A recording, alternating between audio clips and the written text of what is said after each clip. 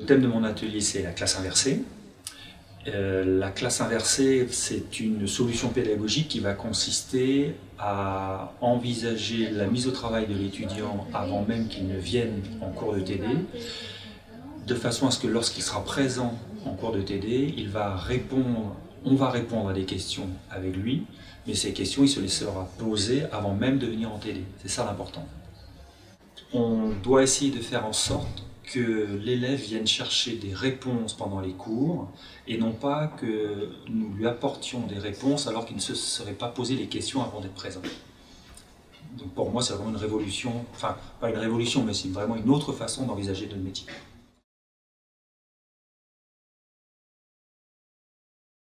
Ce que j'aimerais, c'est qu'un maximum de mes étudiants progressent, et ça le plus loin possible. Alors que lorsque l'on est dans un cours traditionnel, on dispense le cours, mais on n'est jamais assuré que l'étudiant travaille réellement. Il est présent physiquement, mais on n'est pas certain que dans sa tête, il fasse l'effort nécessaire pour apprendre ce que nous, on veut lui transmettre.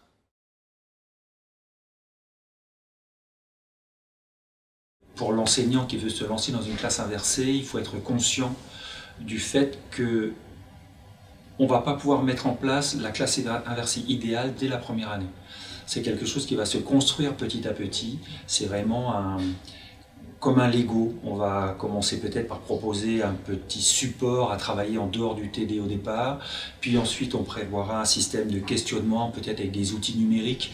Mais c'est petit à petit qu'on va arriver à quelque chose qui va correspondre et à la discipline que l'on vise avec la classe inversée et au public, donc aux étudiants que l'on aura en face de nous.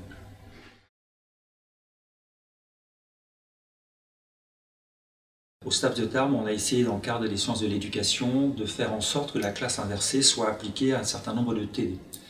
Et ce qu'il serait peut-être possible d'envisager, c'est d'essayer d'appliquer le même genre de raisonnement, à savoir l'étudiant travaille et vient chercher des réponses en cours, mais d'appliquer ce phénomène de la classe inversée sur le cours magistral.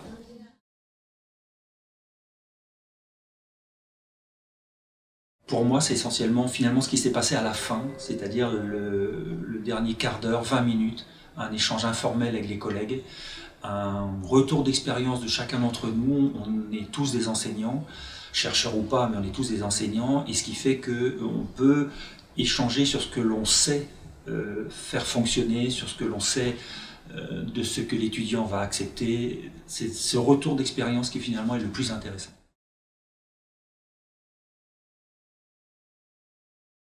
Alors dans l'avenir, l'université, comment je l'envisage, je pense qu'on va aller de plus en plus vers le numérique, qu'on pourra de plus en plus limiter le temps présentiel de l'étudiant.